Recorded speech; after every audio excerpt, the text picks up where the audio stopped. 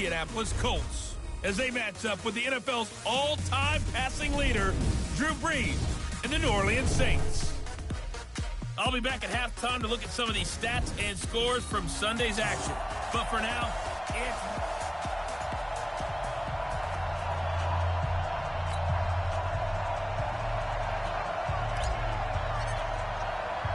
it's the final 3 weeks of the season. Still plenty to play for here as we're underway in Week 15.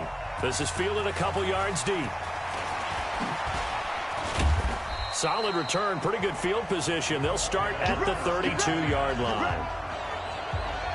The Colts making their way out, and it's Jacoby Brissett under center. Andrew Luck's surprise retirement back in late August had opened the door for Brissett to once again assume command of this Indy offense. Remember, he led them through the 2017 season as well. And now with a new contract in tow, he is the man for the foreseeable future. From the 32 now, here's 1st and 10. From the gun, here's Brissett.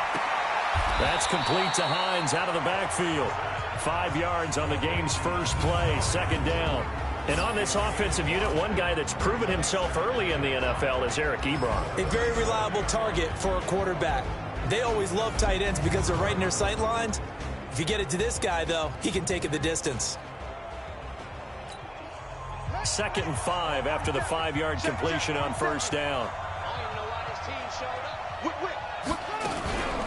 Here's the 2nd-year back out of NC State, Nyheim Hines. And now nothing but green ahead of him.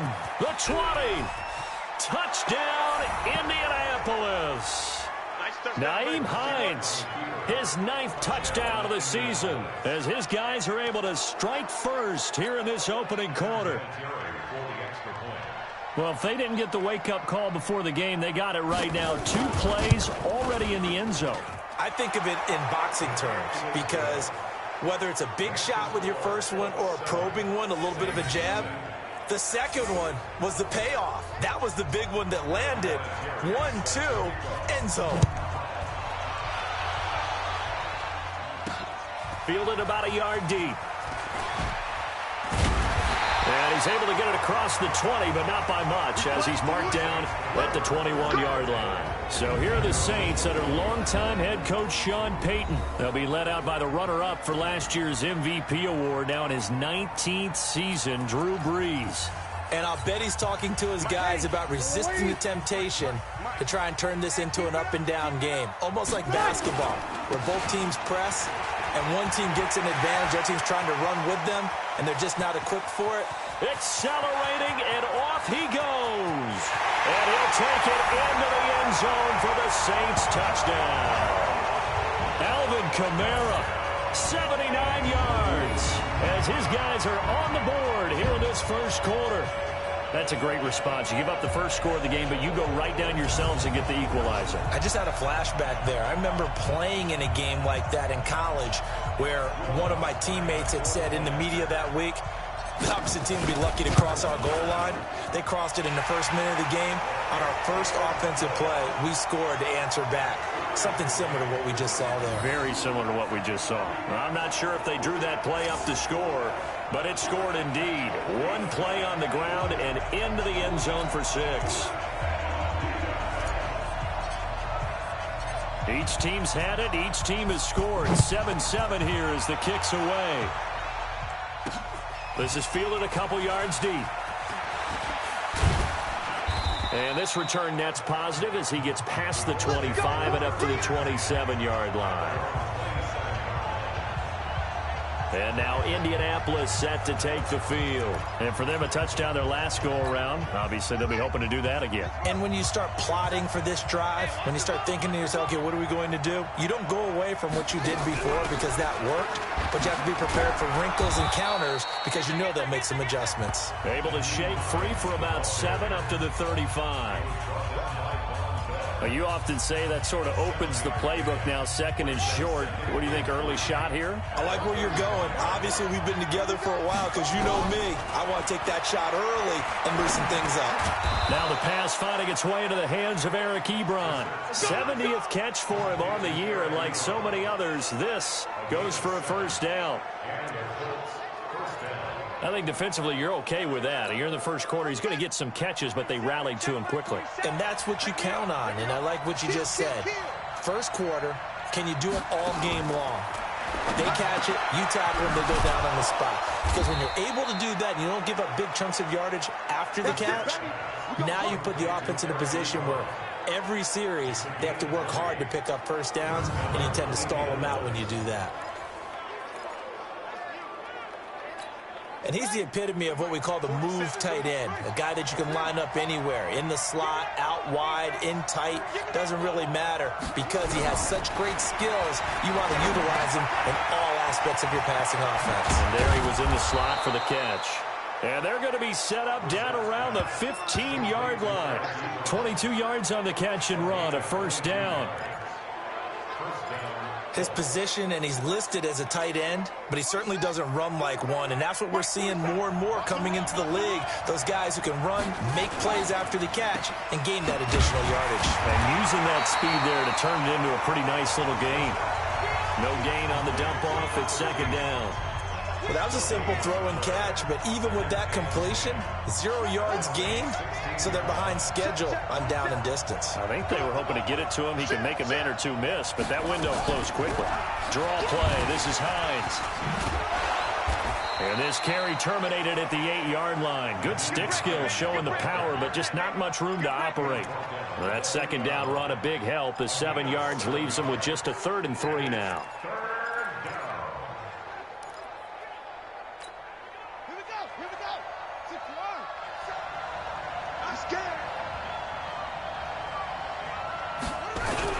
This is Marlon Mack, 3rd-year running back. And he won't be close to a first down as he runs into a wall right around the line of scrimmage. Call it no gain there, and it leads to a 4th down. A quick observation, Brandon, because early on in this game, I'm seeing linebackers playing with their noses close to the line of scrimmage. And my guess is the wheels are turning on that other sideline. As a play caller, you're filing that away right now, aren't you? Yeah, you're trying to find that opportunity later on when you can play action them or stick something to them between the 2nd and the 3rd level. Vinatieri, the NFL's oldest active player, also the league's all-time leading scorer, past Morton Anderson last year. Yeah, he turned 46 in December of 2018. You really can't see it in his leg, maybe in the beard. You can see it in the beard. Maybe in the beard, that's about it. But as long as he's booting them the way he's booting them, keep going, big guy. And not a bad return. Here he gets it out to the 25-yard line.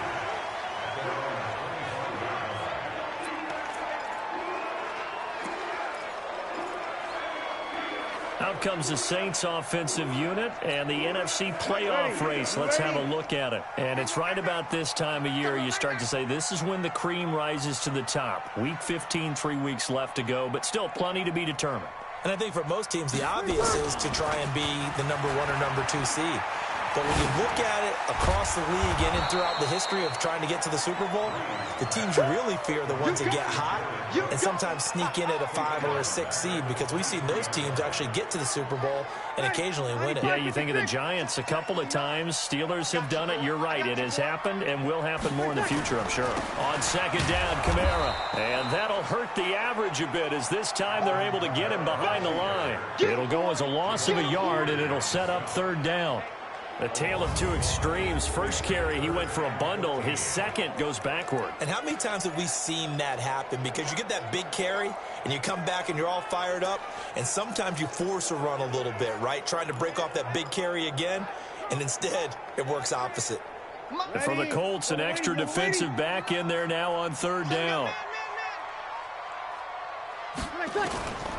From the gun, it's Breeze. And he finds Cook. And he gets this one just shy of the 40. They'll mark him down at the 39. 17 there and a New Orleans first down. Jared Cook is a guy who's been around the NFL. He's been with the Titans, the Rams, the Packers, and the last 2 years in Oakland. Now he makes a move to the Big Easy, where he pairs with Drew Brees and forms a nice little threat. Nowhere to escape, and he goes down. The sack by Marcus Hunt. I spent a lot of extra time preparing for this game, watching this offensive line, because they gave up 5 sacks last week in their loss. They just gave up another one now. They don't seem to be working together as a cohesive unit. Right? 4 guys might have it right, but the 5th guy is giving something up. They've got to find a way to all get on the same page. 10-7 our score after 1 right here on EA Sports.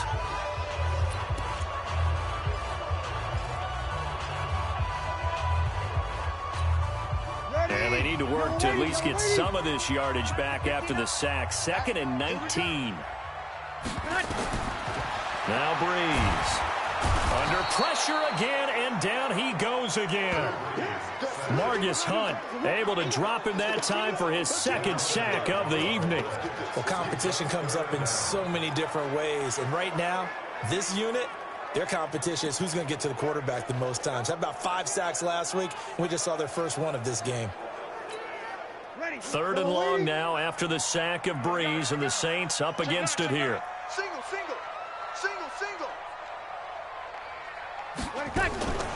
Working from the gun, it's Breeze.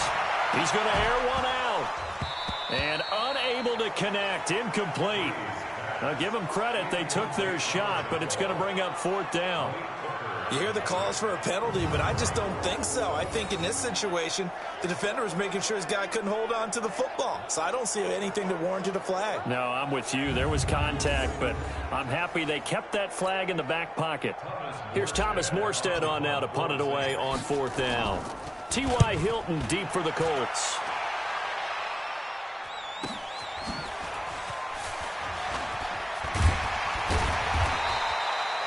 A very good return that time. 18 yards. And the Colts will go on offense here, 1st and 10. So now Eric Ebron and the rest of the offensive unit trotting on the field. Well, he's within shouting distance of a 1,000-yard season. Going to need a pretty good finish, though, if he wants to reach that mark. Well, I like how you phrased it, partner. He is within shouting distance. If he stays on this pace, he's got a shot at it. But he needs a big game in there, right, to make sure that he gets it. So you know that during the week, in practice, and look, he asks for the ball all the time anyway. He's really going to ask for the ball and let his quarterback know he's open. Credit him with a 1-yard gain there to make it 2nd and 9.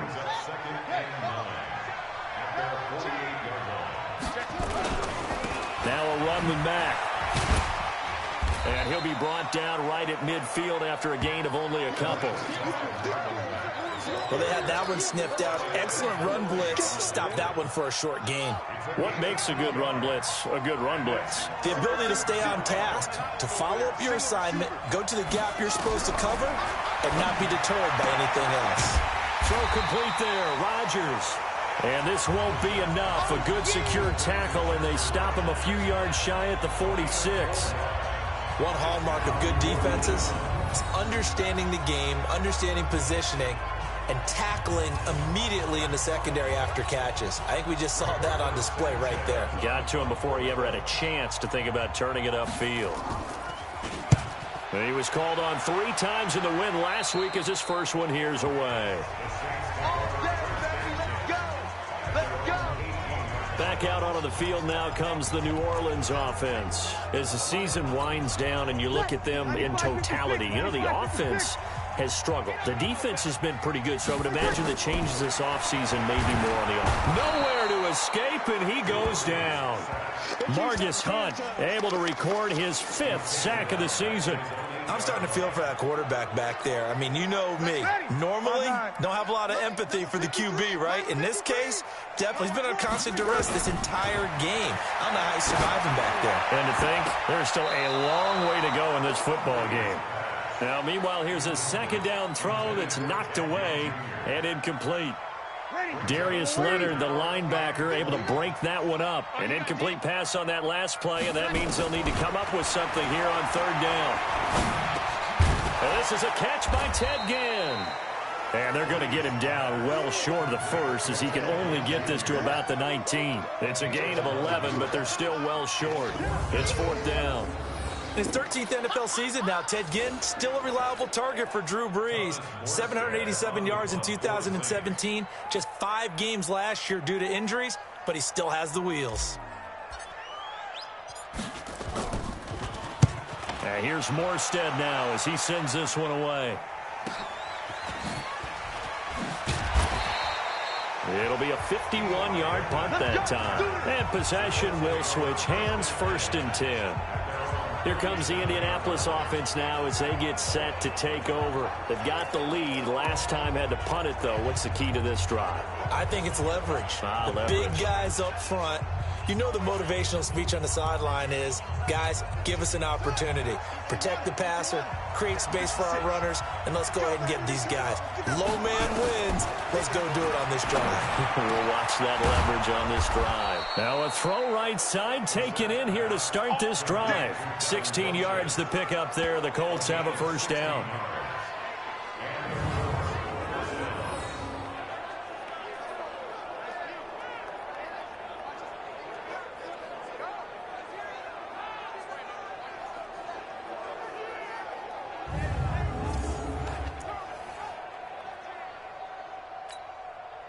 Brissett going to lead his guys up 1st and 10. And he's a perfect 6 for 6 here to start the ball game.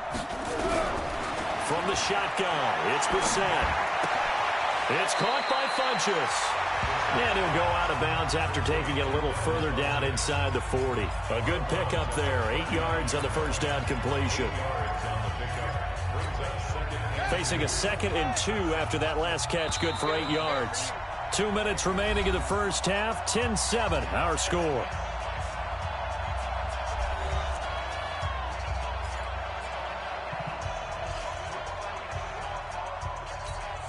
A reminder coming up just a few minutes from now, we'll send you to Jonathan Coachman and our crew in Orlando. Coach will have a look back at some of the stats and scores from yesterday's action. Now this is Hilton on the receiving end. And they'll wind up getting this one all the way down inside the 20. A gain there of 21 yards. If you're going to blitz, likely going to leave you in man coverage with this guy, and that is less than ideal. It is, because just about any offense that has an elite receiver, if you blitz and have him in man coverage, you're going to him, even if he has an elite defender on him, because he usually knows where the ball is before the defender does. From the red zone now, Brissett, and that is incomplete. He was looking for Chester Rogers that time, and that'll bring up 2nd down. And that's one he's got to be happy to have back. There wasn't a hole open in the zone. You'd have to think on early downs like that first down there, need to be a little bit more careful. Yeah, fortunately for him, got a couple more downs to play with. The throw over the middle taken in. And he was able to shed the tackle, but the reserves come in for the stop. That catch good for only a yard, and it'll be 3rd down. One thing you're hoping for when you run drag routes, you're able to hit a receiver in stride, and he can pick up a lot of yardage after the catch. But in this situation, the defense was effective, able to stop him before he could get a good head of steam going. This defense tightening up a bit. That last catch just 1 yard, making it 3rd and 9. Brissett again. And he's got his man, Hilton. They're able to convert on 3rd down, and that sets up a 1st and goal. Now that was pretty. They executed that curl route versus zone coverage, and that changes things a little bit because against man, it's often a tight curl, tight, sharply run route. Against zone, you're just looking for that open spot, that dead area, so you may curl it a little bit wider just to get to that place. And usually a tight window. He fired a bullet in there for the completion. Again, it's Brissett. Ebron with it over the middle. Now the Colts going to burn the 2nd of their timeouts as the stoppage will come with a little under a minute to go in this first half.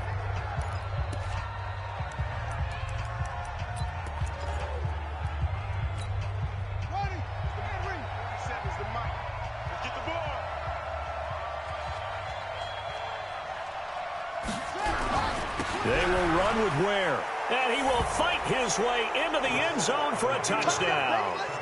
Spencer Ware, his 4th touchdown on the year. And the Colts, they add on to their advantage. And that'll give them a 2-score lead here, but I'm looking ahead. They just want to hold it for the final moments here of the 2nd quarter. They don't want to give up anything on the other side. No, not at all, because if they don't, it almost had the feel of an imposing their will score. And right now, they want to make sure they keep that and carry it into the 2nd half. And he's up across the 25 and down at the 28-yard line. Here now, a look at Drew Brees in our play.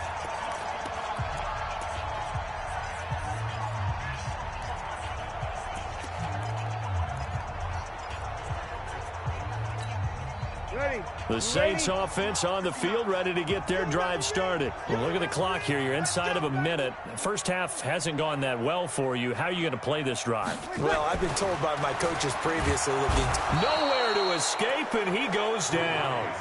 Justin Houston, he's the culprit, and that is now his 13th sack of the season as his great year continues. A rough couple of weeks for the man under center. 5 sacks last week, 4 now this week. Do you try to design some quicker developing plays if you're an offensive coordinator? I think you do that. I think you also change his launch point at times. In other words, move your pocket to the right, to the left, roll him out, bootleg him, do some different things so they can't just rely on the fact that he's going to take 3 to 5 steps back in the pocket and line up and throw the football. Yeah, current formula's not working right now.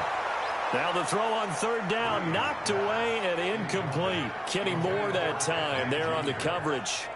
Certainly looked like they were getting ready to convert there on third down, but what an effort to get his hand on that one, knock it away, and brings up a fourth down decision. And they will get to this one and down it at the 13-yard line. Here we go. The Colts come to the line ready to start their next drive. And the ball backed way up. So thinking with this amount of time on the clock, probably just sit on it, and we'll see these two teams go to the lockers. Yeah, I don't think you want to overthink it in this situation. Either side of the ball. Just go ahead and finish up the half and get on out and talk about it. Now the first play of the drive there is incomplete.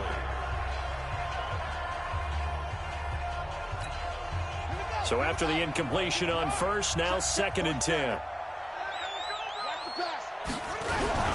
Not wanting to take a chance this time, they'll keep it on the ground. And he's dropped just shy of the 25 at the 24. All day, baby, all day.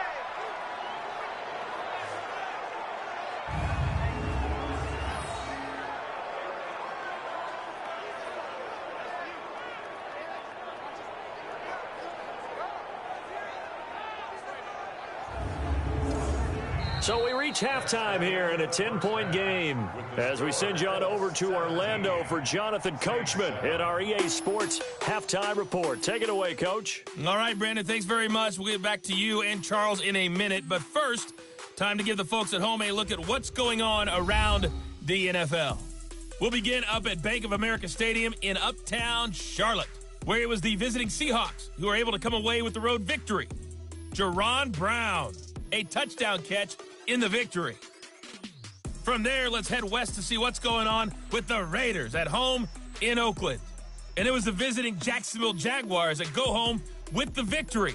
31-13 was the final. Finally, let's get you to Baltimore to check on the Ravens at home at M&T Bank Stadium. And they were winners in their ball game as they were able to handle the visiting New York Jets. Lamar Jackson leading the way in the victory with 3 touchdown passes.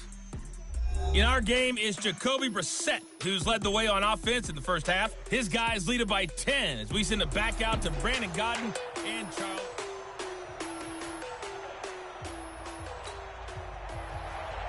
Both teams appear ready for the fight ahead, and we resume action here in quarter number 3. This is taken at his 4.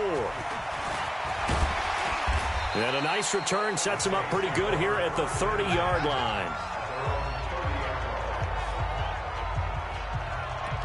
Out come the Saints now. They'll go on offense first here to begin the third quarter. And right now these guys, they're shuffling a little bit, maybe doubting, because 3 straight drives have ended with them punting the football away. Yeah, so you start pointing fingers at each other a little bit, asking a lot of questions. What are you seeing? What are you getting?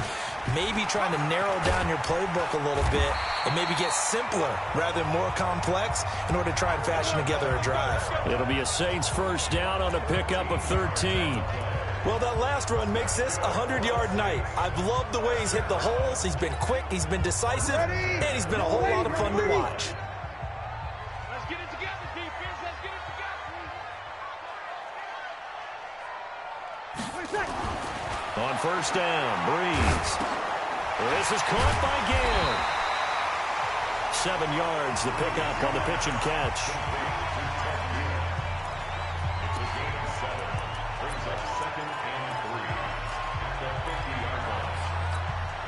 Able to get 7 on that first down pass play. 2nd and 3. From midfield, here's Breeze. And this one incomplete. Too much contact to hold on to that one, and it's 3rd down. We saw this a lot in the first half, and it continues. These receivers just not able to get much separation. So that means they have to win the 50-50 balls. They've got to go up with the defender and find a way to start coming down with them. And this time, contact and another incomplete pass. Open man is Michael Thomas. Let's go! Let's go! Let's go! And Brandon, from our time in college football, where receivers weren't running the traditional NFL route tree, one thing they did learn, find open areas, find soft spots, and set up and catch the ball. Looking for Thomas, but that's intercepted. Picked off at the 23. He's got...